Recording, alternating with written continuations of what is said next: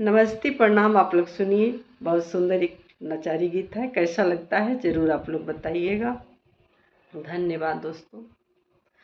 का कैला राजा अंग्रेजी इतना पढ़ के, का कैला राजा अंग्रेजी इतना पढ़ के, का कैला राजा आइले सिपाहिया दुआरिया पे चढ़ के, आइले सिपाहिया दुआरिया पे चढ़ के, का कैला राजा अंग्रेजी इतना पढ़ के, का कैला राजा अंग्रेजी इतना पढ़ के, का कैला राजा सास के उठावाले ससुर के उठावाले, सास के उठावाले ससुर के उठावाले, तोहरा फुआ के उठौले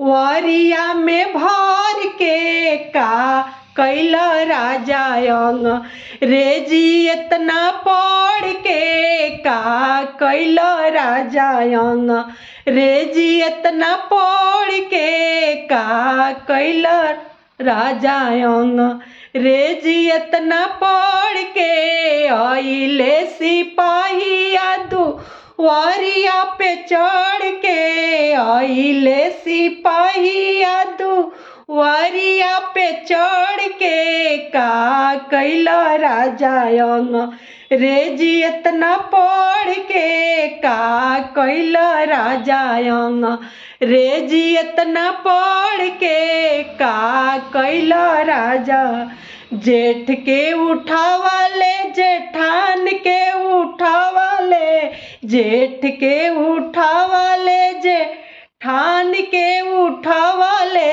तोहरा बहिनी के उठौले कवरिया में भर के, का कैला राजा अंग्रेजी इतना पढ़ के, का कैला राजा अंग्रेजी इतना पढ़ के, का कैला राजा अंग्रेजी इतना पढ़ के। धन्यवाद।